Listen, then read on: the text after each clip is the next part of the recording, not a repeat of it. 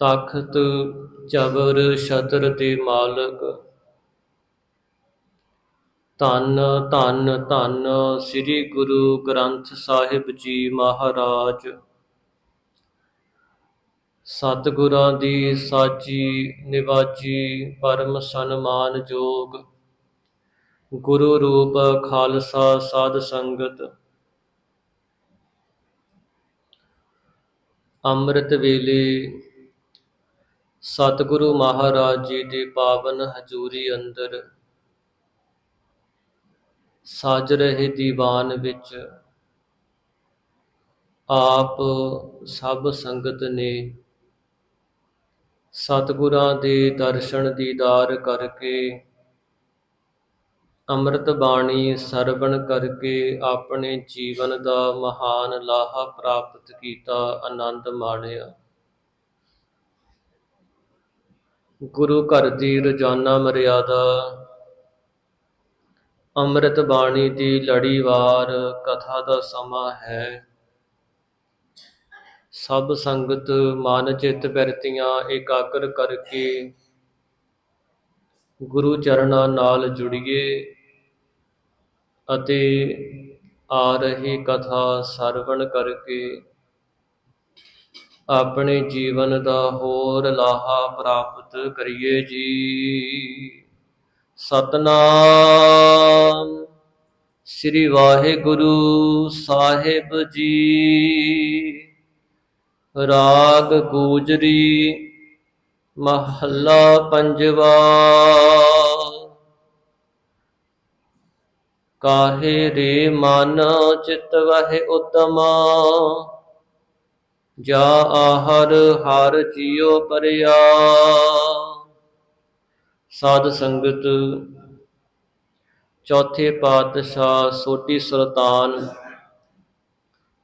ਧੰਨ ਧੰਨ ਸ੍ਰੀ ਗੁਰੂ ਰਾਮਦਾਸ ਮਹਾਰਾਜ ਜੀ ਨੇ ਜਿਸ ਸਮੇਂ ਪੰਜਵੇਂ ਪਾਤਸ਼ਾਹ ਸ਼ਹੀਦਾਂ ਦੇ ਸਿਰਤਾਜ ਧੰਨ ਧੰਨ ਸ੍ਰੀ ਗੁਰੂ ਅਰਜਨ ਦੇਵ ਮਹਾਰਾਜ ਜੀ ਦੀ ਪਰਖ ਕੀਤੀ ਅਤੇ ਗੁਰਤਾ ਗੱਦੀ ਦਾ ਤਖਤ ਬਖਸ਼ਣਾ ਕੀਤਾ, ਉਸ ਸਮੇਂ ਭਾਈ ਸਾਹਿਬ ਭਾਈ ਗੁਰਦਾਸ ਜੀ ਆਗਰੇ ਵਿੱਚ ਪ੍ਰਚਾਰ ਕਰਨ ਵਾਸਤੇ ਗਏ ਹੋਏ ਸਨ। ਜਦੋਂ ਭਾਈ ਸਾਹਿਬ ਜੀ ਨੂੰ ਪਤਾ ਲੱਗਿਆ, ਉਸ ਸਮੇਂ ਸੰਗਤ ਨੂੰ ਨਾਲ ਲੈ ਕਰਕੇ ਆਗਰੇ ਤੋਂ ਪੰਜਾਬ ਆਏ। ਜਦੋਂ ਬਿਆਸਾ ਦਰਿਆ ਦੇ ਕੰਢੇ ਤੇ ਆਏ ਹਨ, ਗੁਰਦਾਸਪੁਰ ਵਾਲੇ ਪਾਸਿਓਂ, ਸਿਆਲ ਦੀ ਰੁੱਤ ਸੀ, ਸ਼ਾਮ ਦਾ ਸਮਾਂ ਸੀ। ਭਾਈ ਸਾਹਿਬ ਜੀ ਨੇ ਦੇਖਿਆ ਕਿ ਦਰਿਆ ਪਾਰ ਕਰਨ ਵਾਸਤੇ ਜਿਹੜੀਆਂ ਬੇੜੀਆਂ ਹਨ ਉਹ ਸਾਰੇ ਮਲਾਹ ਆਪੋ ਆਪਣੇ ਘਰ ਚਲੇ ਗਏ ਨੇ। ਜੇ ਅਸੀਂ ਰਾਤ ਇੱਥੇ ਦਰਿਆ ਦੇ ਕਿਨਾਰੇ ਤੇ ਕੱਟਣਾ ਕਰੀਏ ਤਾਂ ਠੰਡ ਕਰਕੇ ਔਰ ਭੁੱਖ ਕਰਕੇ ਸੰਗਤ ਨੂੰ ਕਈ ਤਰ੍ਹਾਂ ਦੇ ਦੁੱਖ ਝੱਲਣੇ ਪੈਣਗੇ। ਅੰਮ੍ਰਿਤ ਬਾਣੀ ਅੰਦਰ ਫਰਮਾਨ ਹੈ, ਸੁਣਿਐ ਸਰਾ ਗੁਣਾ ਕੀ ਗਾਹ। ਜੋ ਵਾਹਿਗੁਰੂ ਦਾ ਨਾਮ ਸੁਣਦਾ ਹੈ, ਸੁਣਿਐ ਹਾਥ ਹੋਵੈ ਅਸਗਾਹੋ। ਸੰਸਾਰ ਸਮੁੰਦਰ ਉਹਦੇ ਹੱਥ ਵਿੱਚ ਆ ਜਾਂਦਾ ਹੈ। ਭਾਵ ਪਰਮੇਸ਼ਰ ਦੇ ਨਾਮ ਸੁਣਨ ਕਰਕੇ ਸੰਸਾਰ ਸਮੁੰਦਰ ਤੋਂ ਪਾਰ ਹੋ ਜਾਈਦਾ। ਗੁਰ ਕਾ ਬਚਨ ਬਸੈ ਚੀਰ ਨਾਲੇ, ਜਲ ਨਹੀਂ ਡੂਬੈ ਤਸਕਰ ਨਹੀਂ ਲੇਵੈ, ਭਾਹੇ ਨਾ ਸਕੈ ਜਾਲੇ। ਸਤਿਗੁਰੂ ਮਹਾਰਾਜ ਜੀ ਦੇ ਪਾਵਨ ਬਚਨਾਂ ਤੇ ਵਿਸ਼ਵਾਸ ਕਰਕੇ ਉਸ ਸਮੇਂ ਭਾਈ ਗੁਰਦਾਸ ਜੀ ਨੇ ਸਾਧ ਸੰਗਤ ਸਾਰੀ ਸੰਗਤ ਨੂੰ ਬੇਨਤੀ ਕੀਤੀ ਕਿ ਭਾਈ ਅਸੀਂ ਬਾਣੀ ਦਾ ਪਾਠ ਕਰਦੇ ਹਾਂ, ਤੁਸੀਂ ਨਾਮ ਜਪਦੇ ਬਾਣੀ ਸੁਣਦੇ ਸਾਡੇ ਪਿੱਛੇ ਤੁਰੀ ਆਓ। ਜਿਵੇਂ ਹੀ ਭਰੋਸਾ ਕਰਕੇ ਦਰਿਆ ਦੇ ਵਿੱਚ ਪੈਰ ਰੱਖਿਆ, ਦਰਿਆ ਦਾ ਪਾਣੀ ਗੋਡੇ ਗੋਡੇ ਰਹਿ ਗਿਆ। ਉਸ ਸਮੇਂ ਬੜੇ ਸੌਖਿਆਂ ਹੀ ਸਾਰੀ ਸੰਗਤ ਦੇ ਨਾਲ ਬਿਆਸ ਦਰਿਆ ਪਾਰ ਕਰਨਾ ਕੀਤਾ। ਗੋਇੰਦਵਾਲ ਸਾਹਿਬ ਜਿਹੜਾ ਦਰਿਆ ਛੇਤੀ ਕਿਤੇ ਕਿਸੇ ਨੂੰ ਲੰਘਣ ਨਹੀਂ ਦਿੰਦਾ ਸੀ, ਅੰਮ੍ਰਿਤ ਬਾਣੀ ਦੇ ਪ੍ਰਤਾਪ ਕਰਕੇ ਸੌਖਿਆਂ ਹੀ ਪਾਰ ਕਰ ਲਿਆ। ਗੋਇੰਦਵਾਲ ਸਾਹਿਬ ਪਹੁੰਚੇ। ਸ਼ਾਮ ਦੇ ਸਮੇਂ ਨਗਰ ਦੇ ਕੁਝ ਬੱਚੇ ਆਪਸ ਵਿੱਚ ਗੱਲਾਂ ਕਰਦੇ ਕਿ ਜੇ ਸਤਿਗੁਰਾਂ ਨੂੰ ਪਾਇਆ ਤੇ ਇਹ ਕੰਮ ਹੋ ਜਾਵੇਗਾ। ਭਾਈ ਸਾਹਿਬ ਜੀ ਨੇ ਦੇਖਿਆ ਇਹਨਾਂ ਬੱਚਿਆਂ ਦੇ ਅੰਦਰ ਗੁਰੂ ਸਾਹਿਬਾਂ ਦਾ ਕਿੰਨਾ ਵਿਸ਼ਵਾਸ ਹੈ, ਭਰੋਸਾ ਹੈ। ਇਹ ਧੰਨ ਹਨ ਜਿਨ੍ਹਾਂ ਨੇ ਸਤਿਗੁਰਾਂ ਦੇ ਹੁਕਮ ਨੂੰ, ਪਰਮਾਤਮਾ ਦੇ ਭਾਣੇ ਨੂੰ ਮੰਨਿਆ।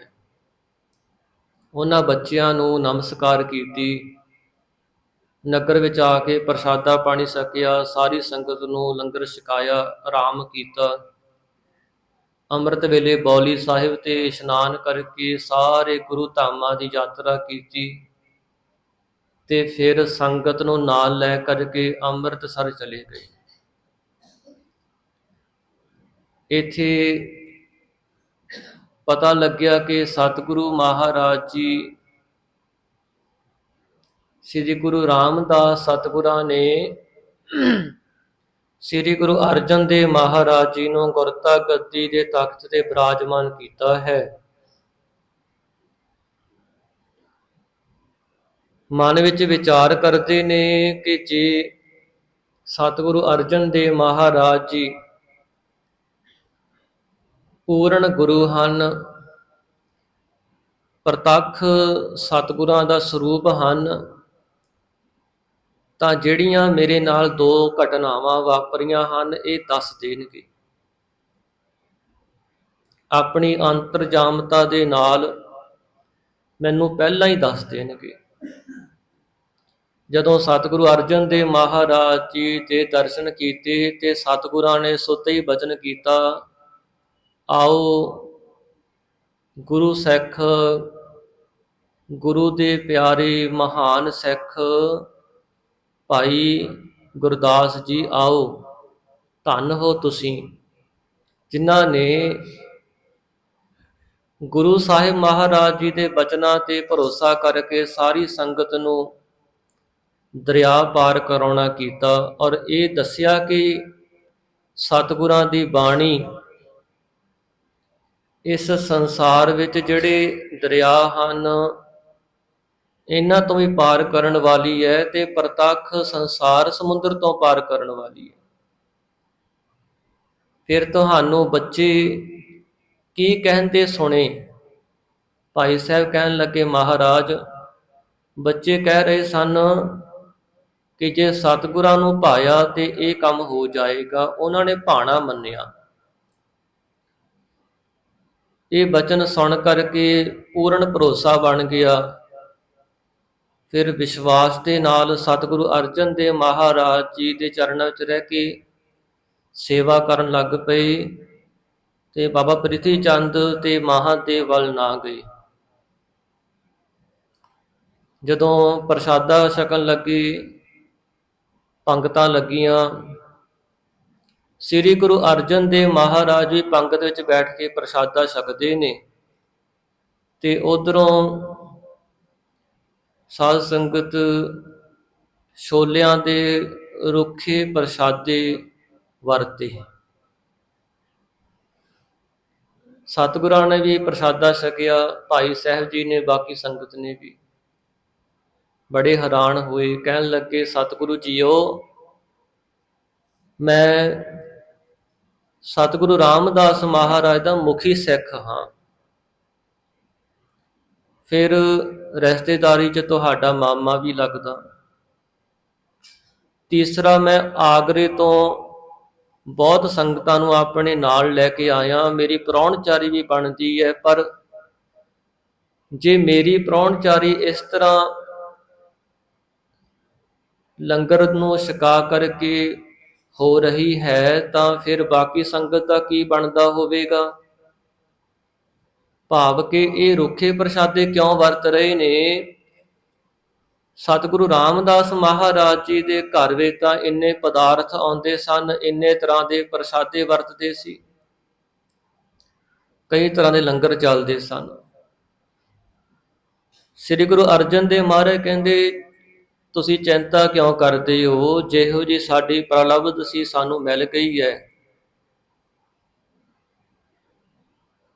ਅਸੀਂ ਵੀ ਤੁਹਾਡੇ ਨਾਲ ਬਰਾਬਰ ਬੈਠ ਕੇ ਪ੍ਰਸ਼ਾਦਾ ਛਕਿਆ, ਜਿਹੋ ਜਿਹਾ ਲੰਗਰ ਵਿੱਚ ਵਰਤਿਆ।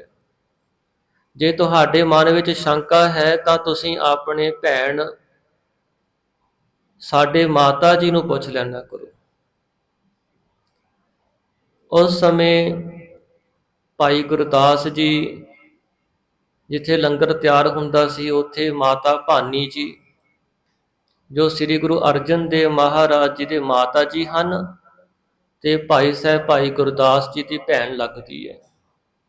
ਪੁੱਛਣ ਲੱਗੇ, ਭੈਣ ਜੀ ਕੀ ਕਾਰਨ ਹੈ, ਲੰਗਰ ਵਿੱਚ ਇੰਨਾ ਸਾਦਾ ਪ੍ਰਸ਼ਾਦਾ ਵਰਤ ਰਿਹਾ। ਤਾਂ ਮਾਤਾ ਭਾਨੀ ਜੀ ਕਹਿਣ ਲੱਗੇ, ਭਰਾਤਾ ਜੀ ਕਾਰਨ ਇੱਕ ਹੀ ਹੈ ਕਿ ਪ੍ਰਿਥੀ ਚੰਦ ਤੇ ਮਹਾਦੇਵ ਜਿਹੜੀਆਂ ਦੂਰੋਂ ਦੇਸ਼ਾਂ ਤੋਂ ਸੰਗਤਾਂ ਆਉਂਦੀਆਂ ਨੇ, ਉਹਨਾਂ ਨੂੰ ਪ੍ਰੇਰ ਕਰਕੇ ਆਪਣੇ ਵਾਲੇ ਪਾਸੇ ਲੈ ਜਾਂਦੇ ਨੇ। ਧਨ ਪਦਾਰਥ ਸਭ ਕੁਝ ਉਹਨਾਂ ਤੋਂ ਲੈ ਲੈਂਦੇ ਨੇ ਤੇ ਉਹ ਸੰਗਤਾਂ ਪ੍ਰਸ਼ਾਦਾ ਛਕਣ ਸਾਡੇ ਕੋਲ ਆਉਂਦੀਆਂ ਨੇ। ਸਾਡੇ ਕੋਲ ਪਦਾਰਥ ਤਾਂ ਆਉਂਦੇ ਨਹੀਂ, ਪਰ ਸੰਗਤ ਬਹੁਤ ਆਉਂਦੀ ਹੈ, ਇਸ ਕਰਕੇ ਖਰਚਾ ਜ਼ਿਆਦਾ ਹੈ। ਫਿਰ ਸਾਧ ਸੰਗਤ ਭਾਈ ਸਾਹਿਬ ਭਾਈ ਗੁਰਦਾਸ ਜੀ ਨੇ ਉਦਮ ਕੀਤਾ, ਕਹਿੰਦੇ ਬਾਬਾ ਬੁੱਢਾ ਜੀ ਨੂੰ ਨਾਲ ਲਾ ਕਰਕੇ ਅੰਮ੍ਰਿਤਸਰ ਸਾਹਿਬ ਤੋਂ ਬਾਹਰ ਪਿਪਲੀ ਸਾਹਿਬ ਗੁਰਦੁਆਰਾ ਹੈ, ਉੱਥੇ ਚਲੇ ਗਏ। ਪਤਾ ਲੱਗਿਆ ਪਿਸ਼ੌਰ ਤੋਂ ਬਹੁਤ ਸੰਗਤ ਆ ਰਹੀ ਹੈ। ਗੁਰਦੁਆਰਾ ਸਾਹਿਬ ਦੇ ਅਸਥਾਨ ਤੇ ਪਹੁੰਚ ਕਰਕੇ ਇੱਕ ਚੌਰ ਸਾਹਿਬ ਤੇ ਕੁਝ ਹੋਰ ਨਿਸ਼ਾਨੀਆਂ ਰੱਖੀਆਂ, ਸੰਗਤ ਨੂੰ ਆਪਣੇ ਕੋਲ ਇਕੱਠਾ ਕੀਤਾ, ਸਾਰੀ ਸੰਗਤ ਜਿਹੜੀ ਪਿਸ਼ੌਰ ਤੋਂ ਆਈ, ਔਰ ਬਚਨ ਕੀਤਾ ਵੀ ਜੇ ਤਾਂ ਸਮਰੱਥ ਸਤਿਗੁਰਾਂ ਨੂੰ ਤੁਸੀਂ ਦਰਸ਼ਨ ਕਰਨੇ ਹਨ, ਬਖਸ਼ਿਸ਼ਾਂ ਪ੍ਰਾਪਤ ਕਰਨੀਆਂ, ਤਾਂ ਜਿਹੜਾ ਕੋਈ ਤੁਸੀਂ ਲੈ ਕੇ ਆਇਓ ਇੱਥੇ ਰੱਖ ਦਿਓ, ਭੇਟਾ ਕਰ ਦਿਓ। ਤੇ ਜੇ ਤੁਸੀਂ ਦੂਸਰੇ ਪੁੱਤਰਾਂ ਨੂੰ ਆਪਣਾ ਸਭ ਕੁਝ ਲੁਟਾਉਣਾ ਹੈ, ਫਿਰ ਤੁਹਾਡੀ ਮਰਜ਼ੀ। ਸੰਗਤਾਂ ਕਹਿਣ ਲੱਗੀਆਂ, ਅਸੀਂ ਤਾਂ ਸਤਿਗੁਰਾਂ ਦੇ ਦਰਸ਼ਨ ਕਰਨ ਵਾਸਤੇ ਆਏ ਹਾਂ। ਜੋ ਕੁਝ ਕੋਈ ਮਾਈ ਭਾਈ ਲੈ ਕੇ ਆਇਆ ਸੀ, ਉਹ ਸਾਰਾ ਕੁਝ ਉੱਥੇ ਭੇਟਾ ਕਰ ਦਿੱਤਾ। ਭਾਈ ਸਾਹਿਬ ਜੀ ਨੇ ਸਭ ਕੁਝ ਇਕੱਠਾ ਕੀਤਾ, ਕਿਹਾ ਵੀ ਹੁਣ ਚਲੋ ਮੇਰੇ ਨਾਲ ਚੱਲੋ, ਪਿੱਛੇ ਆ ਜਾਓ। ਜਦੋਂ ਅੰਮ੍ਰਿਤਸਰ ਸਾਹਿਬ ਦੇ ਨੇੜੇ ਪਹੁੰਚੇ, ਸਾਧ ਸੰਗਤ ਪ੍ਰਿਥੀ ਚੰਦ ਤੇ ਮਹਾਦੇਵ ਦੇ ਜਿਹੜੇ ਸਾਥੀ ਸਨ, ਉਹਨਾਂ ਨੇ ਘੇਰ ਲੈਣਾ ਕੀਤਾ। ਸੰਗਤਾਂ ਕਹਿਣ ਲੱਗੀਆਂ ਵੀ ਸਾਡੇ ਕੋਲ ਜੋ ਕੋਈ ਸੀ ਉਹ ਤਾਂ ਹੁਣ ਭਾਈ ਸਾਹਿਬ ਭਾਈ ਗੁਰਦਾਸ ਸਾਹਿਬ ਜੀ ਨੇ ਲੈ ਲਿਆ, ਮਾਇਆ ਵੀ ਹੋਰ ਰਸਤਾਂ ਬਸਤਾਂ ਵੀ। ਅਸੀਂ ਤਾਂ ਹੁਣ ਖਾਲੀ ਹੱਥ ਹਾਂ, ਜੇ ਤੁਸੀਂ ਸਾਨੂੰ ਨਾਲ ਜਾਣਾ ਤੇ ਅਸੀਂ ਦਰਸ਼ਨ ਜ਼ਰੂਰ ਕਰਨਾਗੇ।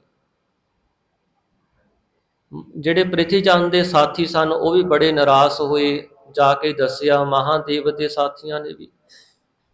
ਬਾਬਾ ਮਹਾਦੇਵ ਤੇ ਬਾਬਾ ਪ੍ਰਿਥੀ ਚੰਦ ਕਹਿਣ ਲੱਗੇ ਵੀ ਭਾਈ ਸਾਹਿਬ ਭਾਈ ਗੁਰਦਾਸ ਜੀ ਸਾਡੇ ਵੀ ਮਾਮੇ ਲੱਗਦੇ ਨੇ, ਪਰ ਉਹਨਾਂ ਨੇ ਸਾਡੇ ਨਾਲ ਚੰਗੀ ਗੱਲ ਨਹੀਂ ਕੀਤੀ, ਕਿਉਂਕਿ ਇਹ ਵੀ ਸਾਧ ਸੰਗਤ ਗੁਰਤਾ ਗੱਦੀ ਦਾ ਦਾਅਵਾ ਰੱਖਦੇ ਸਨ। ਪ੍ਰਿਥੀ ਚੰਦ ਨੇ ਤਾਂ ਸਾਰੀ ਉਮਰ ਹੀ ਕੀਤਾ ਨਾ, ਝਗੜਾ ਕਰਦਾ ਰਿਹਾ ਸ੍ਰੀ ਗੁਰੂ ਅਰਜਨ ਦੇਵ ਮਹਾਰਾਜ ਜੀ ਦੇ ਨਾਲ। ਪਰ ਬਾਬਾ ਮਹਾਦੇਵ ਸ਼ਰਨ ਵਿੱਚ ਆ ਗਏ ਸਨ, ਸਮਝ ਗਏ ਸੀ। ਸੋ ਉਸ ਸਮੇਂ ਭਾਈ ਸਾਹਿਬ ਭਾਈ ਗੁਰਦਾਸ ਜੀ ਨੇ ਫਿਰ ਇਸ ਤਰ੍ਹਾਂ ਰੋਜ਼ਾਨਾ ਹੀ ਕਰਨਾ ਸ਼ੁਰੂ ਕਰ ਦਿੱਤਾ। ਇਹਨਾਂ ਦੋਹਾਂ ਨੇ ਫਿਰ ਸੋਚਿਆ ਵੀ ਸਾਨੂੰ ਇੱਥੋਂ ਤਾਂ ਕੁਝ ਪ੍ਰਾਪਤ ਹੋਣਾ ਨਹੀਂ, ਹੁਣ ਅਸੀਂ ਜਿਹੜੀਆਂ ਦੂਰ ਦੇਸ਼ਾਂ ਨਗਰਾਂ 'ਚ ਸੰਗਤਾਂ ਵਸਦੀਆਂ ਨੇ ਉਹਨਾਂ ਕੋਲ ਜਾਂਦੇ ਹਾਂ। ਉੱਥੇ ਵੀ ਭਾਈ ਸਾਹਿਬ ਭਾਈ ਗੁਰਦਾਸ ਜੀ ਨੇ ਚਿੱਠੀਆਂ ਭੇਜ ਦਿੱਤੀਆਂ ਸੰਗਤਾਂ ਨੂੰ ਵੀ ਇਹਨਾਂ ਨੂੰ ਕੁਝ ਨਹੀਂ ਦੇਣਾ, ਕਿਉਂਕਿ ਗੁਰਤਾ ਗੱਦੀ ਤਾਂ ਸ੍ਰੀ ਗੁਰੂ ਅਰਜਨ ਦੇਵ ਮਹਾਰਾਜ ਜੀ ਦੇ ਪਾਸ ਹੈ। ਫਿਰ ਇਹ ਨਿਰਾਸ਼ ਹੋ ਕੇ ਵਾਪਸ ਆਏ। ਸੋ ਇਸ ਤਰ੍ਹਾਂ ਭਾਈ ਸਾਹਿਬ ਭਾਈ ਗੁਰਦਾਸ ਜੀ ਨੂੰ ਉਦਮ ਵਿੱਚ ਲੱਗਿਆ ਦੇਖ ਕਰਕੇ ਵੀ ਇਹ ਬੜੀ ਚਿੰਤਾ ਕਰਦੇ ਨੇ, ਸੰਗਤਾਂ ਨੂੰ ਪਹਿਲਾਂ ਹੀ ਜਾ ਕਰਕੇ ਭੇਟਾਵਾਂ ਇਕੱਠੀਆਂ ਕਰਕੇ ਲੈ ਆਉਂਦੇ ਨੇ। ਸਤਿਗੁਰੂ ਮਹਾਰਾਜ ਜੀ ਨੇ ਇਹ ਸ਼ਬਦ ਉਚਾਰਨ ਕੀਤਾ। ਸ੍ਰੀ ਗੁਰੂ ਅਰਜਨ ਦੇਵ ਮਹਾਰਾਜ ਜੀ ਦਾ ਇਹ ਪਹਿਲਾ ਸ਼ਬਦ ਹੈ ਸ੍ਰੀ ਗੁਰੂ ਗ੍ਰੰਥ ਸਾਹਿਬ ਮਹਾਰਾਜ ਜੀ ਦੇ ਅੰਦਰ। ਉਸ ਸਮੇਂ ਕਸ਼ਮੀਰ ਤੋਂ ਭਾਈ ਮਾਧੋ ਜੀ ਉਹ ਵੀ ਪ੍ਰਚਾਰ ਕਰਨ ਵਾਸਤੇ ਗਏ ਸੀ, ਸਤਿਗੁਰਾਂ ਦੇ ਦਰਸ਼ਨ ਕਰਨ ਵਾਸਤੇ ਅੰਮ੍ਰਿਤਸਰ ਪਹੁੰਚੇ ਨੇ।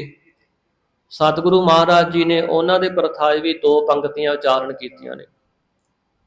ਇਹ ਇਸ ਤਰ੍ਹਾਂ ਹੈ ਜਿਵੇਂ ਕੋਈ ਕਾਰੀਗਰ ਕੜਾਹਾ ਬਣਾ ਰਿਹਾ ਹੋਵੇ ਤੇ ਕੋਈ ਸੂਈ ਬਣਾਉਣ ਆ ਜੇ ਤੇ ਉਹ ਫਿਰ ਸੂਈ ਵੀ ਨਾਲ ਬਣਾ ਕੇ ਦੇ ਦਿੰਦਾ ਹੈ। ਇਸ ਤਰ੍ਹਾਂ ਸਤਿਗੁਰੂ ਮਹਾਰਾਜ ਜੀ ਉਪਦੇਸ਼ ਕਰ ਰਹੇ ਨੇ ਭਾਈ ਸਾਹਿਬ ਭਾਈ ਗੁਰਦਾਸ ਜੀ ਨੂੰ, ਔਰ ਭਾਈ ਮਾਧੋ ਜੀ ਨੂੰ ਵੀ ਉਪਦੇਸ਼ ਕੀਤਾ ਹੈ, ਸਾਨੂੰ ਸਾਰਿਆਂ ਨੂੰ ਸਾਂਝਾ ਉਪਦੇਸ਼ ਬਖਸ਼ਿਆ ਹੈ।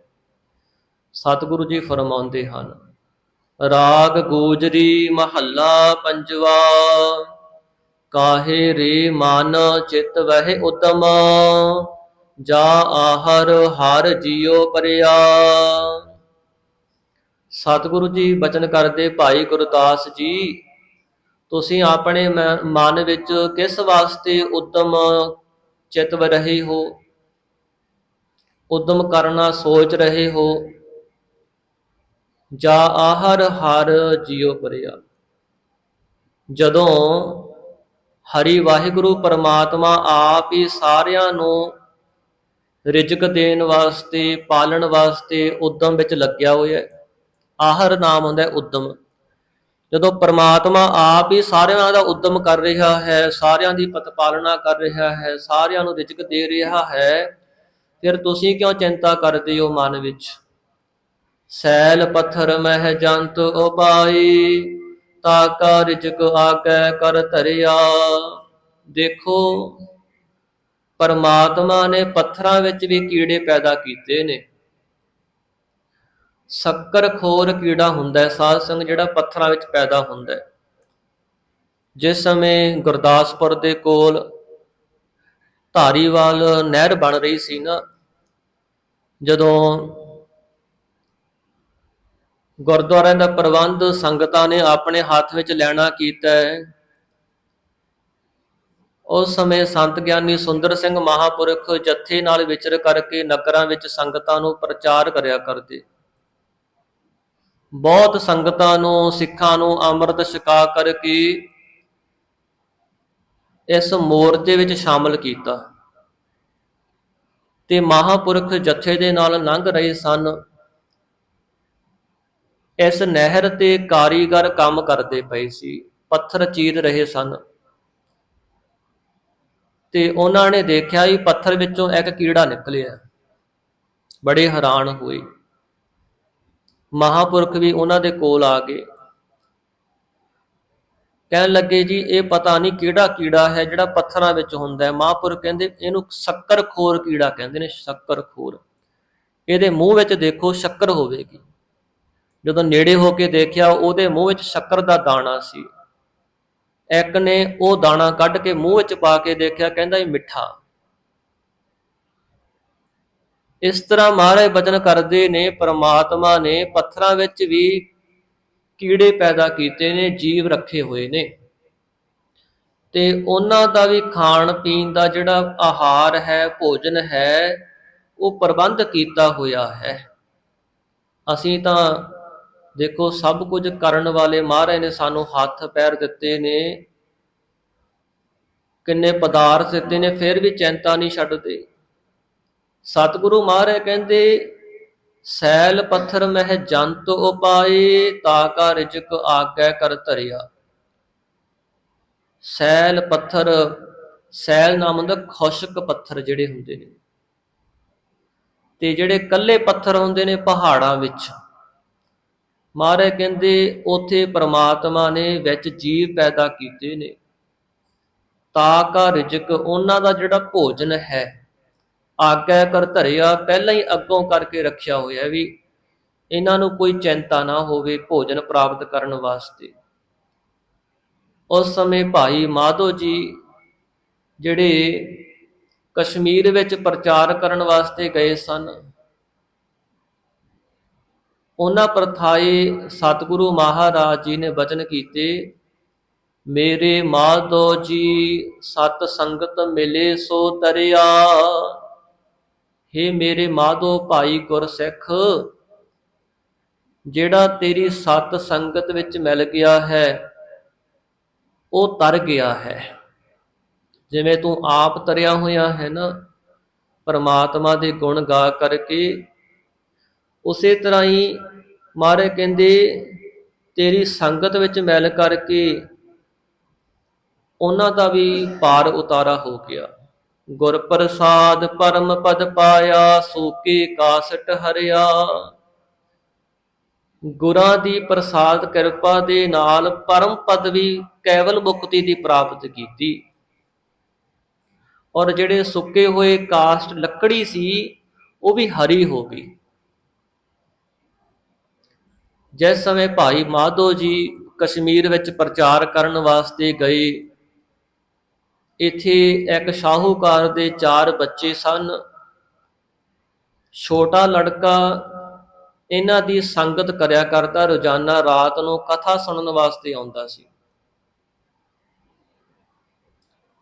ਜਿਸ ਮਹੱਲੇ ਦੇ ਵਿੱਚ ਭਾਈ ਮਾਧੋ ਜੀ ਕਥਾ ਕਰਦੇ ਸਨ, ਉੱਥੇ ਚੋਰੀ ਹੋ ਗਈ। ਪਹਿਰੇਦਾਰ ਉਸ ਚੋਰ ਨੂੰ ਲੱਭਦੇ ਫਿਰਦੇ ਸਨ। ਇੱਧਰੋਂ ਇਹ ਲੜਕਾ ਜਦੋਂ ਕਥਾ ਦੀ ਸਮਾਪਤੀ ਹੋਈ ਤੇ ਇੱਥੋਂ ਦੀ ਲੰਘ ਰਿਹਾ ਸੀ ਤੇ ਉਹਨਾਂ ਪਹਿਰੇਦਾਰਾਂ ਨੇ ਇਹਨੂੰ ਫੜ ਲੈਣਾ ਕੀਤਾ। ਪੁੱਛਿਆ ਕਿਹਦਾ ਲੜਕਾ ਹੈ? ਕਹਿੰਦਾ ਜੀ ਫਲਾਣੇ ਸ਼ਾਹੂਕਾਰ ਦਾ। ਉਹਦੇ ਕੋਲ ਲੈ ਕੇ ਗਏ। ਉਹ ਤਾਂ ਪਹਿਲਾਂ ਹੀ ਅੱਕਿਆ ਪਿਆ ਸੀ ਵੀ ਛੋਟਾ ਕੰਮ ਨਹੀਂ ਕਰਦਾ। ਉਹਨੇ ਸੋਚਿਆ ਵੀ ਇਹਨੇ ਕੋਈ ਨਵੀਂ ਮੁਸੀਬਤ ਪਾ ਦਿੱਤੀ ਹੋਣੀ ਹੈ। ਕਹਿਣ ਲੱਗਿਆ ਵੀ ਇਹ ਮੇਰਾ ਲੜਕਾ ਨਹੀਂ ਹੈ। ਪਹਿਰੇਦਾਰਾਂ ਨੂੰ ਸ਼ੰਕਾ ਹੋ ਗਈ।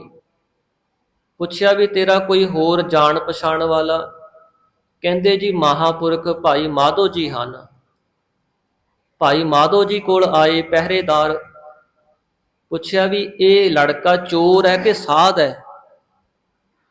ਉਹ ਬ੍ਰਹਮ ਗਿਆਨੀ ਸਨ। ਉਹ ਕਹਿੰਦੇ ਨਾ ਹੀ ਕੋਈ ਚੋਰ ਹੈ ਤੇ ਨਾ ਹੀ ਕੋਈ ਸਾਧ ਹੈ। ਇਹ ਸੁਣ ਕੇ ਇਹਨਾਂ ਨੂੰ ਹੋਰ ਭਰੋਸਾ ਬਣ ਗਿਆ ਵੀ ਇਹ ਲੜਕਾ ਵਾਕਈ ਚੋਰ ਹੈ, ਇਹਨੂੰ ਕੋਈ ਜਾਣ ਪਛਾਣ ਵਾਲਾ ਨਹੀਂ। ਫਿਰ ਅਗਲੇ ਦਿਨ ਸਾਧ ਸੰਗਤ ਉਸ ਨੂੰ ਸੂਲੀ ਤੇ ਚੜਾਉਣ ਵਾਸਤੇ ਲੈ ਕੇ ਆਏ, ਕਿਉਂਕਿ ਚੋਰ ਨੂੰ ਸੂਲੀ ਤੇ ਚੜਾਇਆ ਜਾਂਦਾ ਸੀ। ਜਦੋਂ ਲੋਹੇ ਦੀ ਸੂਲੀ ਤੇ ਚਾੜਨ ਲੱਗੇ ਤਾਂ ਕਹਿੰਦੇ ਉਹ ਪਿਘਲ ਗਈ ਲੋਹੇ ਦੀ ਸੂਲ। ਫਿਰ ਲੱਕੜ ਦੀ ਸੂਲ ਉੱਪਰ ਚਾੜਨ ਲੱਗੇ ਤੇ ਉਹਨੂੰ ਲਗਰਾਂ ਨਿਕਲ ਆਈਆਂ। ਉਹ ਲੱਕੜ ਹਰੀ ਹੋ ਗਈ। ਜਦੋਂ ਇਹ ਸਭ ਕੁਝ ਦੇਖਿਆ, ਜਿਹੜਾ ਰਾਜਾ ਸੀ ਨਾ ਸਜ਼ਾ ਦੇ ਰਿਹਾ ਸੀ, ਉਹ ਵੀ ਭਾਈ ਮਾਧੋ ਜੀ ਦਾ ਸ਼ਰਧਾਲੂ ਬਣ ਗਿਆ। ਫਿਰ ਸਾਰੀ ਸੰਗਤ ਗੁਰੂ ਮਹਾਰਾਜ ਦਰਸ਼ਨ ਕਰਨ ਵਾਸਤੇ ਅੰਮ੍ਰਿਤਸਰ ਸਾਹਿਬ ਪਹੁੰਚੀ। ਤਦੋਂ ਮਹਾਰਾਜ ਜੀ ਨੇ ਭਾਈ ਮਾਧੋ ਜੀ ਦੇ ਪਰਥਾਏ ਇਹ ਬਚਨ ਕੀਤੇ ਵੀ ਦੇਖੋ ਤੁਹਾਡੀ ਸੰਗਤ ਕਰਕੇ ਕਿੰਨਿਆਂ ਦਾ ਭਲਾ ਹੋ ਗਿਆ। ਉਸ ਲੜਕੇ ਦਾ ਹੀ ਭਲਾ ਹੋ ਗਿਆ। ਉਸ ਲੜਕੇ ਕਰਕੇ ਜਿਹੜੇ ਹੋਰ ਲੋਕ ਸਨ ਉਹ ਵੀ ਸ਼ਰਧਾਲੂ ਬਣ ਗਏ। ਭਾਈ ਸਾਹਿਬ ਜੀ ਤੁਸੀਂ ਪਰਮਾਤਮਾ ਦੀ ਬੰਦਗੀ ਕਰਦੇ ਹੋ, ਆਪ ਨਾਮ ਜਪਣਾ ਕੀਤਾ, ਦੂਜਿਆਂ ਨੂੰ ਨਾਮ ਜਪਾਉਂਦੇ ਹੋ। ਤੁਹਾਡੀ ਸੰਗਤ ਜੋ ਪੈ ਗਿਆ, ਜੋ ਮਿਲ ਗਿਆ, ਉਹ ਤਰ ਗਿਆ ਹੈ। ਗੁਰ ਪ੍ਰਸਾਦ ਪਰਮ ਪਦ ਪਾਇਆ, ਸੂਕੇ ਕਾਸਟ ਹਰਿਆ। ਸਤਿਗੁਰਾਂ ਦੀ ਕਿਰਪਾ ਦੇ ਨਾਲ ਉਹਨੇ ਪਰਮ ਪਦਵੀ, ਆਤਮ ਗਿਆਨ ਦੀ ਪ੍ਰਾਪਤੀ ਕੀਤੀ, ਕੇਵਲ ਮੁਕਤੀ ਨੂੰ ਪਾ ਲਿਆ। ਸੂਕੇ ਕਾਸਟ ਹਰਿਆ, ਤੇ ਜਿਹੜੀ ਸੁੱਕੀ ਲੱਕੜ ਸੀ ਨਾ, ਉਹ ਵੀ ਹਰੀ ਹੋ ਗਈ। ਇੱਥੋਂ ਤੱਕ ਸਤਿਗੁਰੂ ਜੀ ਨੇ ਭਾਈ ਮਾਧੋ ਜੀ ਨੂੰ ਉਪਦੇਸ਼ ਬਖਸ਼ਿਆ। ਸੋ ਅੰਤਰੀਵ ਅਰਥਾਂ ਵਿੱਚ ਸਤਿਗੁਰੂ ਜੀ ਫਰਮਾਉਂਦੇ ਨੇ, ਕਾਹੇ ਰੇ ਮਨ ਚਿਤ ਵਹਿ ਉਤਮ, ਜਾ ਆਹਰ ਹਰ ਜੀਉ ਪਰਿਆ। ਜਦੋਂ ਅਸੀਂ ਰਹਿਰਾਸ ਸਾਹਿਬ ਬਾਣੀ ਦਾ ਪਾਠ ਪੜ੍ਹਦੇ ਹਾਂ, ਜਾਂ ਭਜਨ ਬੰਦਗੀ ਕਰਨ ਵਾਸਤੇ, ਸਤ ਸੰਗਤ ਕਰਨ ਵਾਸਤੇ ਬੈਠਦੇ ਹਾਂ, ਤੇ ਮਨ ਬਹੁਤ ਚਿੰਤਾ ਕਰਦਾ ਹੈ। ਇਹ ਆਪਣੇ ਵਿਵਹਾਰਾਂ ਨੂੰ, ਆਪਣੇ ਕੰਮਾਂ ਨੂੰ ਚੇਤੇ ਕਰਨ ਲੱਗ ਜਾਂਦਾ, ਮੇਰੇ ਆਹ ਕੰਮ ਇੱਥੇ ਰਹਿੰਦੇ ਨੇ, ਮੈਂ ਆਹ ਉੱਥੇ ਕਰਨ ਵਾਲਾ, ਚਿੰਤਾ ਬਾਹਲੀ ਕਰਦਾ ਹੈ। ਤਾਂ ਸਤਿਗੁਰੂ ਜੀ ਕਹਿੰਦੇ ਉਸ ਸਮੇਂ ਆਪਣੇ ਮਨ ਨੂੰ ਵਰਜਣਾ ਹੈ, ਸਮਝਾਉਣਾ ਹੈ, ਉਪਦੇਸ਼ ਦੇਣਾ ਹੈ। ਕਾਹੇ ਰੇ ਮਨ ਚਿਤ ਵਹਿ ਉਦਮ, ਮਨਾ ਤੂੰ ਕਿਸ ਵਾਸਤੇ ਚਿੰਤਾ ਵਿੱਚ ਉਦਮ ਕਰੀ ਜਾਂਦਾ, ਚਿੰਤਾ ਕਰੀ ਜਾਂਦਾ।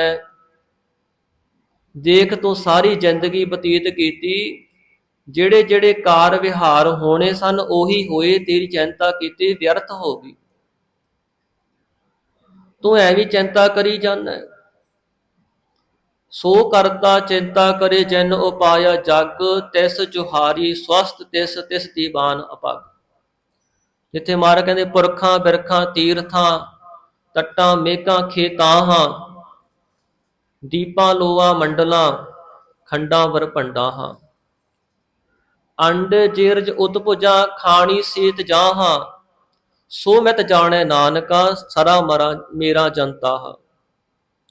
ਨਾਨਕ ਜੰਤ ਉਪਾਏ ਕੈ, ਸੰਭਾਲੇ ਸਭਨਾ। ਪਰਮਾਤਮਾ ਇਹਨਾਂ ਵਿੱਚ ਜੰਤ ਪੈਦਾ ਕਰਦਾ ਤੇ ਸਾਰਿਆਂ ਦੀ ਸੰਭਾਲ ਵੀ ਕਰ ਰਿਹਾ। ਸੋ ਕਰਤਾ ਚਿੰਤਾ ਕਰੇ, ਮਹਾਰਾਜ ਕਹਿੰਦੇ ਉਹ ਆਪ ਚਿੰਤਾ ਕਰਦਾ। ਨਹਿ ਚਿੰਤਾ ਕਿਛ ਮਾਤ ਪਿਤ ਭਰਤ ਹੈ, ਨਹਿ ਚਿੰਤਾ ਕਿਛ ਲੋਕ ਕਹਿ, ਨਹਿ ਚਿੰਤਾ ਬਨਤਾ ਸੁਤ ਮੀਤ ਹੈ, ਪ੍ਰਵਿਤ ਮਾਇਆ ਸੰਬੰਧਨ ਹੈ। ਦਇਆਲ ਏਕ ਭਗਵਾਨ ਪੁਰਖ ਹੈ। ਮਹਾਰਾਜ ਕਹਿੰਦੇ ਨਾਨਕ ਸਰਬ ਜੀ ਰੱਖਿਆ ਕਰੋ, ਆਪ ਹੀ ਸਾਰਿਆਂ ਦੀ ਰੱਖਿਆ ਕਰਦਾ, ਪ੍ਰਤਪਾਲਨਾ ਕਰਦਾ। ਇੱਕ ਪਰਮਾਤਮਾ, ਕਿਸੇ ਦੇ ਮਾਤਾ ਪਿਤਾ ਕੋਈ ਚਿੰਤਾ ਕਰਨ ਵਾਲੇ ਨਹੀਂ, ਨਾ ਹੀ ਕੋਈ ਮਹਾਰਾਜ ਕਹਿੰਦੇ ਕਿਸੇ ਦੀ ਕੋਈ ਇਸਤਰੀ ਪੁੱਤਰ ਮਿੱਤਰ ਕੋਈ ਚਿੰਤਾ ਕਰਨ ਵਾਲੇ ਆ, ਨਾ ਹੀ ਕੋਈ ਕਿਸੇ ਦੇ ਲੋਕ ਭਾਈ ਚਿੰਤਾ ਕਰਨ ਵਾਲੇ ਆ। ਇਹ ਤਾਂ ਕੇਵਲ ਮਾਇਆ ਕਰਕੇ ਸੰਬੰਧ ਬਣੇ ਹੋਏ ਨੇ।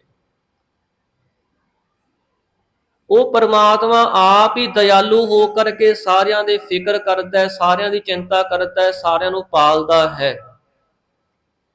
ਜਾ ਆਹਰ ਹਰ ਜੀਉ ਪਰਿਆ, ਜਿਸ ਪਰਮਾਤਮਾ ਨੇ ਸਾਰੇ ਜੀਵਾਂ ਦਾ ਆਹਰ ਆਪ ਕੀਤਾ ਹੋਇਆ ਹੈ, ਆਪ ਹੀ ਸਾਰਿਆਂ ਦੀ ਪਾਲਣਾ ਕਰਦਾ ਹੈ, ਉਹਨਾਂ ਦੀ ਫਿਕਰ ਕਰਦਾ ਹੈ, ਉਹਨਾਂ ਨੂੰ ਰੱਖਦਾ ਹੈ, ਸੰਭਾਲਦਾ ਹੈ। ਸੈਲ ਪੱਥਰ ਮਹਿ ਜੰਤ ਉਪਾਏ, ਤਾਕਾ ਰਿਜਕ ਆਕੈ ਕਰ ਧਰਿਆ। ਸੈਲ ਜਿਹੜੇ ਪਹਾੜਾਂ ਵਿੱਚ ਖੁਸ਼ਕ ਪੱਥਰ ਹੁੰਦੇ ਨੇ, ਮਹਾਰਾਜ ਕਹਿੰਦੇ ਉੱਥੇ ਵੀ ਜੀਵ ਪੈਦਾ ਕੀਤੇ। ਭਗਤ ਧੰਨਾ ਜੀ ਕਹਿੰਦੇ ਪਾਖਨ ਕੀਟ ਗੁਪਤ ਹੋਏ ਰਹਿਤਾ, ਤਾਚੋ ਮਾਰਗ ਨਾਹੀ, ਕਹਿ ਧੰਨਾ ਪੂਰਨ ਤਾਹੂ ਕੋ ਮਾਤਰੇ ਜੀ ਡਰਾਹੀ। ਬੰਦਿਆ ਦੇਖ, ਪੱਥਰ ਵਿੱਚ ਕੀੜਾ ਗੁਪਤ ਰਹਿੰਦਾ ਹੈ, ਤਾਚੋ ਮਾਰਗ ਨਾਹੀ, ਉਸ ਪੱਥਰ ਦੇ ਵਿੱਚ ਕੋਈ ਆਉਣ ਜਾਣ ਵਾਲਾ ਰਾਹ ਨਹੀਂ ਹੈ। ਹੁਣ ਸਾਡਾ ਘਰ ਹੁੰਦਾ, ਅਸੀਂ ਇੱਕ ਰਾਹ ਬਣਾਇਆ ਹੁੰਦਾ ਨਾ ਵੀ ਇੱਧਰ ਨੂੰ ਜਾਵਾਂਗੇ, ਇੱਧਰ ਦੀ ਆਵਾਂਗੇ। ਮਹਾਰਾਜ ਕਹਿੰਦੇ ਪਾਖਨ ਕੀਟ ਗੁਪਤ ਹੋਏ ਰਹਿਤਾ, ਤਾਚੋ ਮਾਰਗ ਨਾਹੀ, ਕਹਿ ਧੰਨਾ ਪੂਰਨ ਤਾਹੂ ਕੋ ਮਾਤਰੇ ਜੀ ਡਰਾਹੀ। ਇਹ ਬੰਦਿਆ ਪਰਮਾਤਮਾ ਉੱਥੇ ਉਸ ਕੀੜੇ ਦੀ ਵੀ ਪ੍ਰਤਪਾਲਨਾ ਕਰਦਾ, ਇੰਨਾ ਪੂਰਨ ਹੈ। ਉਹਨੇ ਸਾਰਿਆਂ ਦੀ ਪੂਰਤੀ ਕੀਤੀ ਹੋਈ ਹੈ, ਸਾਰਿਆਂ ਨੂੰ ਆਪ ਬਖਸ਼ਿਸ਼ ਕੀਤੀ ਹੈ। ਮੇਰੇ ਮਾਧੋ ਜੀ ਸਤ ਸੰਗਤ ਮਿਲੇ ਸੋ ਤਰਿਆ। ਮਾਧੋ ਨਾਮ ਹੈ ਮਾਇਆ ਦਾ ਪਤੀ ਪਰਮਾਤਮਾ ਅਕਾਲ ਪੁਰਖ ਵਾਹਿਗੁਰੂ। ਹੇ ਮੇਰੇ ਵਾਹਿਗੁਰੂ ਪਰਮਾਤਮਾ ਜੀ, ਸਤ ਸੰਗਤ ਮਿਲੇ। ਸਤ ਨਾਮ ਹੈ ਸਰੂਪ ਦੀ ਪ੍ਰਾਪਤੀ, ਭਲੀ ਪ੍ਰਕਾਰ ਸੰਗਤ, ਜਿੱਥੇ ਗਤ ਮੁਕਤੀ ਹੋ ਜਾਂਦੀ ਹੈ। ਜੋ ਸਤ ਦੀ ਪ੍ਰਾਪਤੀ ਕਰਾਉਣ ਵਾਲੀ, ਸੰਗ ਭਲੀ ਪ੍ਰਕਾਰ ਗਤ ਮੁਕਤੀ ਕਰਾਉਣ ਵਾਲੀ ਪਰਮੇਸ਼ਰ ਦੀ ਸੰਗਤ ਹੈ, ਜੋ ਉੱਥੇ ਆ ਕੇ ਮਿਲ ਗਿਆ ਸੋ ਤਰਿਆ, ਉਹ ਤਰ ਜਾਂਦਾ ਹੈ। ਜਿਵੇਂ ਕੋਈ ਬੇੜਾ ਹੁੰਦਾ ਹੈ, ਹੁਣ ਉਸ ਬੇੜੇ ਤੇ ਸਵਾਰ ਹੋ ਕੇ ਜੇ ਕੋਈ ਦਰਿਆ ਨੂੰ, ਸਮੁੰਦਰ ਨੂੰ ਪਾਰ ਕਰ ਰਿਹਾ ਹੈ, ਉਹ ਪਾਰ ਕਰਨ ਵਾਲਾ ਭਾਵੇਂ ਗਰੀਬ ਹੋਵੇ, ਭਾਵੇਂ ਅਮੀਰ ਹੋਵੇ, ਭਾਵੇਂ ਰਾਜਾ ਹੋਵੇ, ਭਾਵੇਂ ਭਿਖਾਰੀ ਹੋਵੇ, ਉਹ ਬੇੜਾ ਸਾਰਿਆਂ ਨੂੰ ਪਾਰ ਲੈ ਜਾਂਦਾ ਹੈ। ਇਸ ਤਰ੍ਹਾਂ ਹੀ ਗੁਰੂ ਦੀ ਸੰਗਤ ਹੈ, ਇੱਥੇ ਪੜ੍ਹਿਆ ਅਣਪੜ੍ਹਿਆ ਪਰਮਗਤ ਪਾਵੇ। ਭਾਵੇਂ ਕੋਈ ਪੜ੍ਹਿਆ ਹੋਵੇ, ਵਿਦਵਾਨ ਹੋਵੇ, ਭਾਵੇਂ ਅਣਪੜ੍ਹ ਹੋਵੇ, ਜਿਹੜਾ ਵੀ ਆ ਕੇ ਮਿਲ ਜਾਂਦਾ ਹੈ, ਭਾਵੇਂ ਕੋਈ ਚੋਰ ਹੋਵੇ, ਭਾਵੇਂ ਪਖੰਡੀ ਹੋਵੇ, ਸਾਰਿਆਂ ਦਾ ਭਲਾ ਹੋ ਜਾਂਦਾ ਹੈ। ਗੁਰ ਪ੍ਰਸਾਦ ਪਰਮ ਪਦ ਪਾਇਆ, ਸੂਕੇ ਕਾਸਟ ਹਰਿਆ। ਕਿਉਂਕਿ ਜਿਨ੍ਹਾਂ ਤੇ ਗੁਰਾਂ ਦੀ ਪ੍ਰਸਾਦ ਕਿਰਪਾ ਹੁੰਦੀ ਹੈ, ਜਿਹੜੇ ਸੰਗਤ ਵਿੱਚ ਆ ਕੇ ਮਿਹਨਤ ਕਰਦੇ ਨੇ, ਜਪ ਤਪ ਕਰਦੇ ਨੇ, ਕਮਾਈ ਕਰਦੇ ਨੇ, ਔਗਣ ਛੱਡਦੇ ਨੇ, ਗੁਰੂ ਦੀ ਮੱਤ ਲੈ ਲੈਂਦੇ ਨੇ, ਉਹਨਾਂ ਤੇ ਸਤਿਗੁਰਾਂ ਦੀ ਕਿਰਪਾ ਹੁੰਦੀ ਸਾਧ ਸੰਗਤ। ਫਿਰ ਉਹਨਾਂ ਨੇ ਪਰਮ ਪਦ ਪਾਇਆ। ਪਰਮ ਨਾਮ ਹੈ ਵੱਡੀ, ਪਦ ਨਾਮ ਪਦਵੀ। ਉਹ ਕਿਹੜੀ ਹੈ? ਬ੍ਰਹਮ ਗਿਆਨੀ ਆਪ ਪਰਮੇਸ਼ਰ, ਉਹ ਪਾਲਣਾ ਕੀਤੀ। ਸੂਕੇ ਕਾਸਟ ਹਰਿਆ, ਜਿਹੜਾ ਮਨ ਸੁੱਕਿਆ ਸੀ, ਸੁੱਕਾ ਪਿਆ ਸੀ ਜਨਮਾਂ ਜਨਮਾਂ ਤੋਂ, ਕਾਸਟ ਲੱਕੜ ਦੀ ਤਰ੍ਹਾਂ, ਉਹ ਮਹਾਰਾਜ ਕਹਿੰਦੇ ਹਰਾ ਭਰਾ ਹੋ ਗਿਆ। ਜਿਵੇਂ ਸੁੱਕੀ ਲੱਕੜ ਹੁੰਦੀ ਹੈ ਨਾ, ਉਹਦੇ 'ਚ ਕੋਈ ਰਸ ਨਹੀਂ ਹੁੰਦਾ, ਉਹ ਵੱਧਦੀ ਫੁੱਲਦੀ ਨਹੀਂ ਹੈ, ਨਾ ਹੀ ਉਹਦੇ ਕੋਲ ਛਾਂ ਹੁੰਦੀ ਹੈ, ਨਾ ਹੀ ਪੱਤੇ, ਨਾ ਹੀ ਫੁੱਲ, ਨਾ ਹੀ ਫਲ ਲੱਗਦਾ ਹੈ। ਸੁੱਕੇ ਦਰਖਤ ਨੂੰ ਕੀ ਲੱਗੇਗਾ? ਕੁਝ ਨਹੀਂ ਲੱਗੇਗਾ। ਜਿਹੜਾ ਸਾਧ ਸੰਗਤ ਵਿੱਚ ਆਇਆ ਹੈ, ਉਹਦੀ ਜੜ ਹਰੀ ਹੋ ਗਈ। ਜੜ ਨਾਮ ਸ਼ਰਧਾ ਪੈਦਾ ਹੋ ਗਈ। ਜਿਹੜੀ ਸਾਡੀ ਅੰਦਰ ਸ਼ਰਧਾ ਪੈਦਾ ਹੋਣੀ ਹੈ ਨਾ, ਇਹ ਧਰਮ ਦੀ ਜੜ ਹੈ ਸਾਧ ਸੰਗਤ, ਸ਼ਰਧਾ। ਔਰ ਜਿੱਥੇ ਜੜ ਹਰੀ ਹੋਵੇਗੀ, ਉੱਥੇ ਫਿਰ ਉਸ ਰੁੱਖ ਨੂੰ ਪੱਤੇ ਵੀ ਲੱਗਣਗੇ। ਪੱਤੇ ਕਿਹੜੇ ਨੇ? ਸ਼ੁਭ ਗੁਣ। ਫਿਰ ਟਾਹਣੀਆਂ ਲੱਗਦੀਆਂ ਨੇ, ਵੱਧਦੀਆਂ ਨੇ, ਉਹ ਹਨ ਕਰੁਣਾ, ਮੈਤਰੀ, ਅਪੇਖਿਆ, ਮੁਦਤਾ। ਸੁਭਾਅ ਬਦਲ ਜਾਂਦਾ ਹੈ। ਫਿਰ ਧਰਮ ਰੂਪ ਫੁੱਲ ਲੱਗਦਾ ਹੈ, ਭਗਤੀ ਰੂਪ ਫਲ ਲੱਗਦਾ ਹੈ, ਗਿਆਨ ਰੂਪ ਭਗਤੀ ਰੂਪ ਸੁਗੰਧੀ ਆਉਂਦੀ ਹੈ, ਸ਼ਾਂਤੀ ਰੂਪ ਛਾਂ ਪ੍ਰਾਪਤ ਹੋ ਜਾਂਦੀ ਹੈ। ਇਹ ਮਹਾਰਾਜ ਕਹਿੰਦੇ ਗੁਣ ਉਹਨੂੰ ਬਖਸ਼ਿਸ਼ ਪ੍ਰਾਪਤ ਹੋ ਜਾਂਦੀ। ਜਿਹੜਾ ਸੁੱਕਿਆ ਮਨ ਸੀ, ਉਹਨੂੰ ਇਹ ਹਰਿਆਵਲਤਾ ਪ੍ਰਾਪਤ ਹੋ ਜਾਂਦੀ। ਰਹਾਉ ਜਨਨ ਪਿਤਾ ਲੋਕ ਸੁਤ ਬਨਤਾ, ਕੋਈ ਨ ਕਿਸ ਕੀ ਤਰਿਆ। ਵਿਸ਼ਰਾਮ ਦੇ ਕੇ ਸਤਿਗੁਰੂ ਮਹਾਰਾਜ ਸਾਨੂੰ ਚਿੰਤਾ ਤੋਂ ਰਹਿਤ ਕਰਦੇ ਨੇ। ਹੇ ਭਾਈ, ਜਨਨ ਪਿਤਾ, ਜਨਨ ਨਾਮ ਮਾਤਾ, ਪਿਤਾ ਨਾਮ ਪਿਤਾ ਦਾ। ਜਨਨ ਪਿਤਾ ਜੇ ਇਕੱਠਾ ਪਾਠ ਕਰੀਏ, ਫਿਰ ਮਾਤਾ ਦਾ ਪਿਤਾ ਨਾਨਾ। ਲੋਕ ਜਿੰਨੇ ਵੀ ਹਨ, ਸਾਰੇ ਲੋਕ। ਸੁਤ ਨਾਮ ਪੁੱਤਰ ਦਾ, ਬਨਤਾ ਨਾਮ ਇਸਤਰੀ ਦਾ। ਸੁਤ ਬਨਤਾ ਜੇ ਇਕੱਠਾ ਪਾਠ ਕਰੀਏ, ਫਿਰ ਪੁੱਤਰ ਦੀ ਇਸਤਰੀ ਨੌ। ਕੋਈ ਨਾ ਕਿਸ ਕੀ ਧਰਿਆ। ਮਹਾਰਾਜ ਕਹਿੰਦੇ ਇਹਨਾਂ ਵਿੱਚੋਂ ਕੋਈ ਵੀ ਕਿਸੇ ਦਾ ਆਸਰਾ ਨਹੀਂ ਹੈ। ਨਾ ਹੀ ਮਾਤਾ ਪਿਤਾ, ਨਾ ਹੀ ਨਾਨਾ ਉਹਦਾ ਪਰਿਵਾਰ, ਨਾ ਹੀ ਕੋਈ ਲੋਕ ਮਿੱਤਰ, ਨਾ ਹੀ ਪੁੱਤਰ, ਨਾ ਹੀ ਇਸਤਰੀ, ਨਾ ਹੀ ਨੌ। ਕੋਈ ਵੀ ਕਿਸੇ ਦਾ ਕੋਈ ਆਸਰਾ ਨਹੀਂ। ਸਿਰ ਸਿਰ ਰਿਜਕ ਸੰਭਾਹੇ ਠਾਕੁਰ, ਕਾਹੇ ਮਨ ਭਉ ਕਰਿਆ। ਸਾਰਿਆਂ ਦੇ ਸਿਰ ਸਿਰ ਤੇ, ਭਿੰਨ ਭਿੰਨ, ਸਿਰ ਬਸਿਰ ਮਤਲਬ ਸਾਰਿਆਂ ਦਾ ਕੱਲੇ ਕੱਲੇ ਦਾ ਫਿਕਰ ਕਰਨ ਵਾਲਾ। ਸਿਰ ਸਿਰ ਰਿਜਕ ਸੰਭਾਹੇ ਠਾਕੁਰ ਪ੍ਰਮਾਤਮਾ ਸਾਰਿਆਂ ਨੂੰ ਵੱਖੋ ਵੱਖਰਾ ਉਹਦੇ ਕਰਮਾਂ ਅਨੁਸਾਰ ਭੋਜਨ ਦੇ ਰਿਹਾ, ਰਿਜਕ ਦੇ ਰਿਹਾ, ਉਹਦੀ ਸੰਭਾਲ ਕਰ ਰਿਹਾ।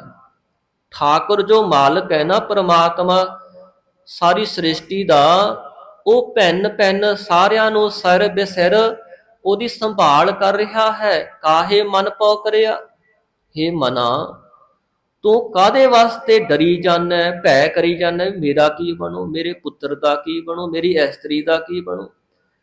ਮਹਾਰਾਜ ਕਹਿੰਦੇ ਤੂੰ ਚਿੰਤਾ ਨਾ ਕਰ। ਕਲਗੀਧਰ ਸ੍ਰੀ ਗੁਰੂ ਗੋਬਿੰਦ ਸਿੰਘ ਮਹਾਰਾਜ ਜਦੋਂ ਆਨੰਦਪੁਰ ਸਾਹਿਬ ਵਿਖੇ ਸਨ, ਕੋਈ ਸੰਗਤ ਸਤਿਗੁਰਾਂ ਦੇ ਦਰਸ਼ਨ ਕਰਨ ਵਾਸਤੇ ਆਈ, ਬੇਨਤੀ ਕੀਤੀ, ਪਾਤਸ਼ਾਹ ਮਹਾਰਾਜ ਜੀ ਕਿਰਪਾ ਕਰੋ, ਤੁਹਾਡੇ ਕੋਲ ਬੜੇ ਗੁਰਸਿੱਖ ਪੜ੍ਹੇ ਲਿਖੇ ਰਹਿੰਦੇ ਨੇ ਤੇ ਸਾਡੇ ਨਗਰ ਵਿੱਚ ਜਾ ਕੇ ਸਿੱਖੀ ਦਾ ਪ੍ਰਚਾਰ ਕਰੇ। ਮਹਾਰਾਜ ਕਹਿੰਦੇ ਭਾਈ ਕੋਈ ਗੱਲ ਨਹੀਂ। ਇੱਕ ਹੋਰ ਸਾਧ ਸੰਗ ਨਗਰ ਤੋਂ ਸਿੰਘ ਆਇਆ ਦਰਸ਼ਨ ਕਰਨ ਵਾਸਤੇ, ਪੜ੍ਹਿਆ ਲਿਖਿਆ ਸੀ, ਗੁਰਬਾਣੀ ਦੀ ਕਥਾ ਕਰ ਲੈਂਦਾ ਸੀ, ਰਹਿਤ ਵਾਲਾ ਗੁਰਸਿੱਖ ਸੀ। ਤੇ ਇਹਨੂੰ ਸਤਿਗੁਰੂ ਜੀ ਪੁੱਛਦੇ ਨੇ, ਭਾਈ ਜੇ ਤੈਨੂੰ ਅਸੀਂ ਕਿਸੇ ਨਗਰ ਵਿੱਚ ਕਥਾ ਕਰਨ ਵਾਸਤੇ ਭੇਜ ਦਈਏ? ਕਹਿਣ ਲੱਗਿਆ ਮਹਾਰਾਜ ਮੈਂ ਤਾਂ ਬੜੀ ਮੁਸ਼ਕਲ ਨਾਲ ਦਰਸ਼ਨ ਕਰਨ ਵਾਸਤੇ ਆਇਆ, ਕੋਈ ਦਿਨ ਪਰਿਵਾਰ ਤੋਂ ਛੁੱਟੀ ਲੈ ਕਰਕੇ ਮੇਰਾ ਤਾਂ ਪਰਿਵਾਰ ਦਾ ਚੱਲਣਾ ਹੀ ਨਹੀਂ ਪਿੱਛੇ, ਬੜਾ ਔਖਾ ਹੋ ਜੂ, ਕੱਲਾ ਜੀ ਆ, ਮੇਰੇ ਕਰਕੇ ਸਾਰੇ ਪਰਿਵਾਰ ਦਾ ਖਰਚਾ ਚੱਲਦਾ ਹੈ, ਬੜਾ ਗਰੀਬ ਆ। ਸਾਰੀਆਂ ਮਜਬੂਰੀਆਂ ਦੱਸੀਆਂ। ਸਤਿਗੁਰੂ ਕਹਿੰਦੇ ਫਿਰ ਠੀਕ ਹੈ, ਜਾਂਦਾ ਜਾਂਦਾ ਆ ਚਿੱਠੀ ਸਾਡੀ ਇੱਕ ਨਗਰ 'ਚ ਪਹੁੰਚਾ ਦੇ। ਕਹਿੰਦਾ ਇਹ 7 ਵਚਨ। ਜਿਹੜੀ ਉਹ ਸੰਗਤ ਆਈ ਸੀ ਉਹਨਾਂ ਨੂੰ ਵੀ ਸਤਿਗੁਰਾਂ ਨੇ ਵਚਨ ਕੀਤਾ ਵੀ ਅਸੀਂ ਇੱਕ ਸਿੰਘ ਭੇਜ ਦਾਂਗੇ। ਸੋ ਕੁਝ ਸਮੇਂ ਬਾਅਦ ਇਹ ਸਿੰਘ ਉਸ ਨਗਰ ਵਿੱਚ ਚਿੱਠੀ ਲੈ ਕੇ ਪਹੁੰਚਿਆ ਤੇ ਸੰਗਤ ਨੇ ਜਦੋਂ ਚਿੱਠੀ ਪੜ੍ਹੀ ਉਹਦੇ 'ਚ ਲਿਖਿਆ ਸੀ ਵੀ ਇਹ ਸਿੰਘ 6 ਮਹੀਨੇ ਇੱਥੇ ਕਥਾ ਕਰੂਗਾ। ਤੇ ਸਾਰੀ ਸੰਗਤ ਨੇ ਸਵੇਰੇ ਸ਼ਾਮ 2 ਟਾਈਮ ਪਹੁੰਚ ਕੇ ਕਥਾ ਸੁਣਨੀ ਹੈ। ਬਾਕੀ ਇਸ ਸਿੰਘ ਤੇ ਪਹਿਰਾ ਰੱਖਣਾ ਵੀ ਇਹ ਕਿਤੇ ਸਮਾਂ ਦੇਖ ਕੇ ਆਪਣੇ ਘਰ ਨਾ ਚਲਿਆ ਜਾਵੇ। 6 ਮਹੀਨੇ ਪੂਰਾ ਇਹਦੇ ਤੋਂ ਸੇਵਾ ਲੈਣੀ ਹੈ। ਉਸ ਸਮੇਂ ਸੰਗਤਾਂ ਬੜੀਆਂ ਖੁਸ਼ ਹੋਈਆਂ, ਪਰ ਸਿੰਘ ਸੋਚਣ ਲੱਗਿਆ ਵੀ ਮੈਂ ਤਾਂ ਸੋਚਿਆ ਸੀ ਘਰੇ ਜਾਊਂ, ਪਰ ਮਹਾਰਾਜ ਨੇ ਇਹ ਕੀ ਕਰ ਦਿੱਤਾ। ਸੋ ਮਨ ਵਿੱਚ ਚਿੰਤਾ ਕਰਦਾ ਹੈ, ਪਰ ਫਿਰ ਵੀ ਗੁਰੂ ਮਹਾਰਾਜ ਦਾ ਹੁਕਮ ਮੰਨ ਕੇ 2 ਟਾਈਮ ਕਥਾ ਕਰਦਾ ਹੈ। ਇੱਧਰ ਜਿੱਥੇ ਇਹਦਾ ਪਰਿਵਾਰ ਰਹਿੰਦਾ ਸੀ ਪਿੰਡ ਵਿੱਚ, ਗੁਰੂ ਮਹਾਰਾਜ ਨੇ ਸਾਰੇ ਪਿੰਡ ਵਾਸੀਆਂ ਨੂੰ ਇਸ ਤਰ੍ਹਾਂ ਪ੍ਰੇਰਿਆ, ਉਹ ਆਪਸ ਵਿੱਚ ਮਿਲ ਕੇ ਸੋਚਣ ਲੱਗੇ ਵੀ ਸਿੰਘ ਗੁਰੂ ਮਹਾਰਾਜ ਦਰਸ਼ਨ ਕਰਨ ਵਾਸਤੇ ਆਨੰਦਪੁਰ ਸਾਹਿਬ ਗਿਆ ਸੀ ਪਰ ਮੁੜਿਆ ਨਹੀਂ। ਹੋ ਸਕਦਾ ਸਤਿਗੁਰਾਂ ਨੇ ਆਪਣੇ ਕੋਲ ਰੱਖ ਲਿਆ ਹੋਵੇ। ਉਹਨਾਂ ਸਮੇਂ ਚਿੱਠੀਆਂ ਜਾਂ ਟੈਲੀਫੋਨ ਨਹੀਂ ਹੁੰਦੇ ਸਨ। ਸੰਗਤ ਕਹਿਣ ਲੱਗੀ ਵੀ ਆਪਾਂ ਜਿਹੜਾ ਇਹਦਾ ਪਰਿਵਾਰ ਹੈ ਉਹਦੀ ਜ਼ਿੰਮੇਵਾਰੀ ਹੁਣ ਆਪਣੇ ਤੇ ਹੈ। ਸਾਰੇ ਪਿੰਡ ਵਾਲਿਆਂ ਨੇ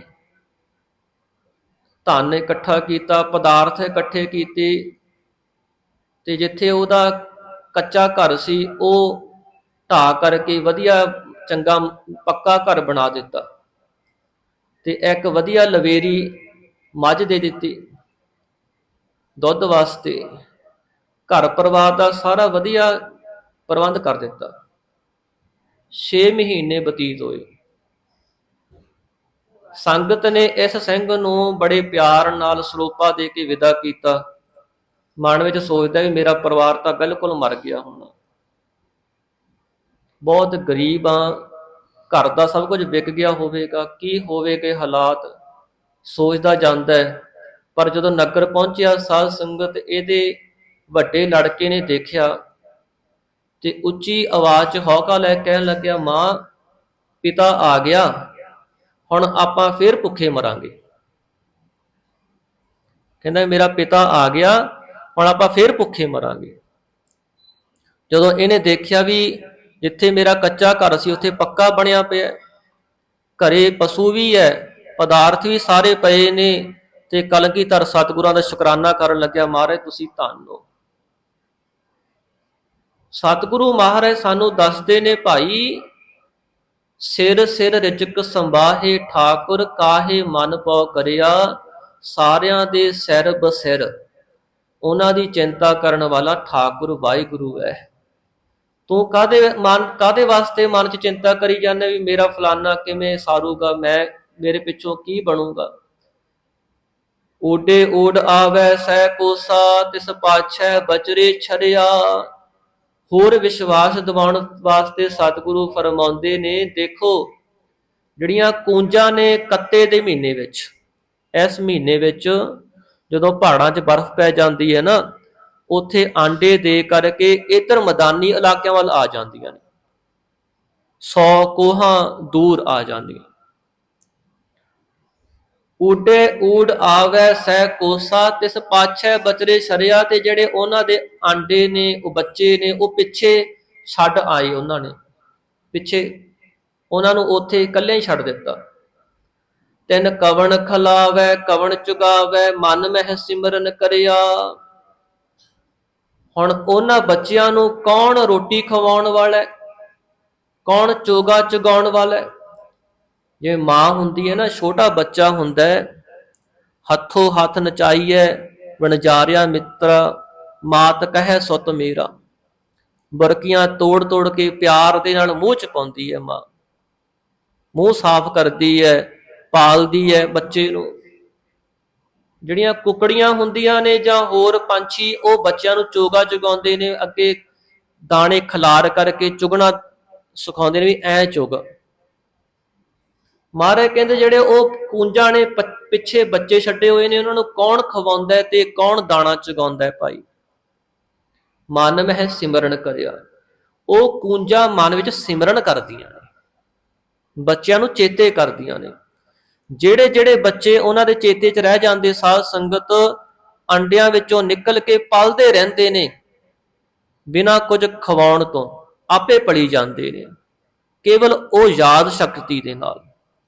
ਫਿਰ ਡਾਰਾਂ ਦੀਆਂ ਡਾਰਾਂ ਉਹ ਬੱਚੇ ਉੱਥੇ ਆ ਜਾਂਦੇ ਨੇ ਜਿੱਥੇ ਕੂੰਜਾਂ ਫਿਰਦੀਆਂ ਹੁੰਦੀਆਂ। ਭਗਤ ਕਬੀਰ ਜੀ ਬਚਨ ਕਰਦੇ ਨਾ, ਕਬੀਰ ਚੁਗੈ ਚਿਤਾਰੈ ਭੀ ਚੁਗੈ, ਚੁਗ ਚੁਗ ਚਿਤਾਰੇ। ਕਹਿੰਦੇ ਕੂੰਜ ਜਦੋਂ ਦਾਣਾ ਚੁਗਦੀ ਹੈ ਨਾ, ਇੱਕ ਵਾਰ ਚੁਗਦੀ ਹੈ ਤੇ ਬੱਚੇ ਨੂੰ ਚੇਤੇ ਕਰਦੀ ਹੈ। ਚੁਗੈ ਚਿਤਾਰੈ ਭੀ ਚੁਗੈ, ਫਿਰ ਚੁਗਦੀ ਹੈ, ਫਿਰ ਚੇਤੇ ਕਰਦੀ ਹੈ।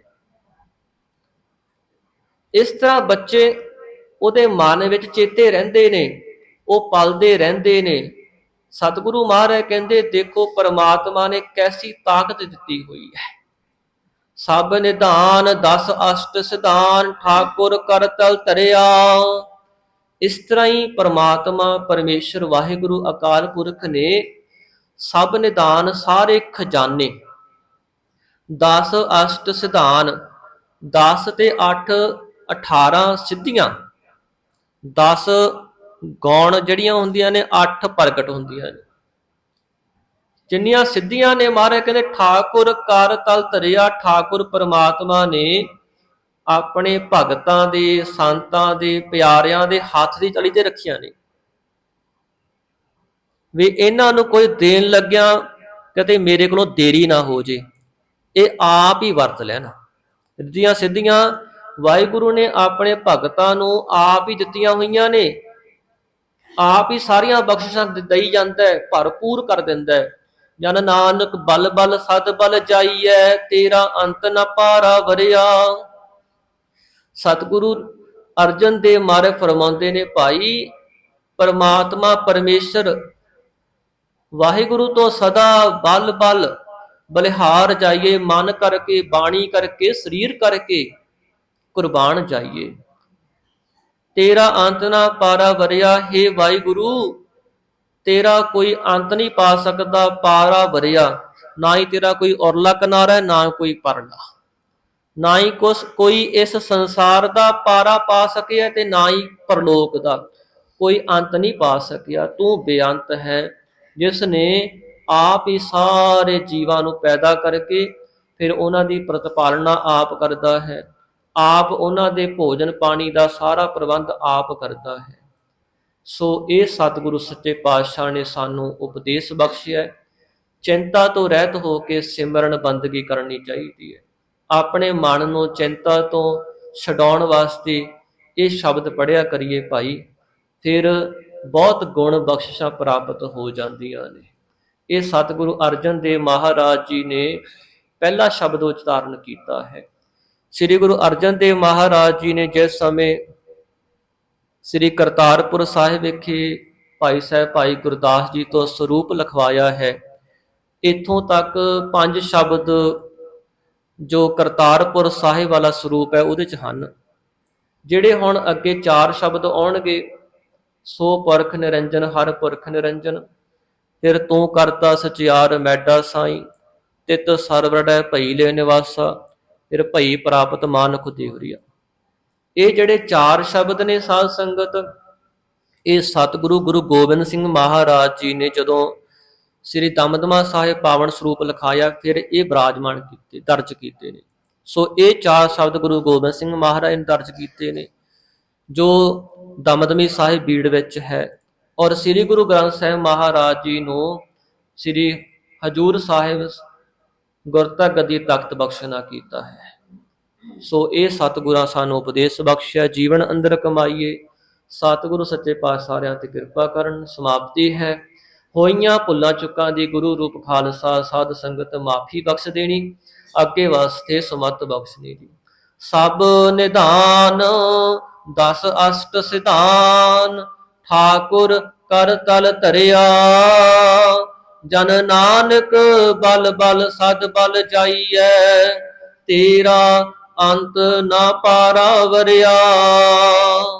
ਵਾਹਿਗੁਰੂ ਜੀ ਕਾ ਖਾਲਸਾ, ਵਾਹਿਗੁਰੂ ਜੀ ਕੀ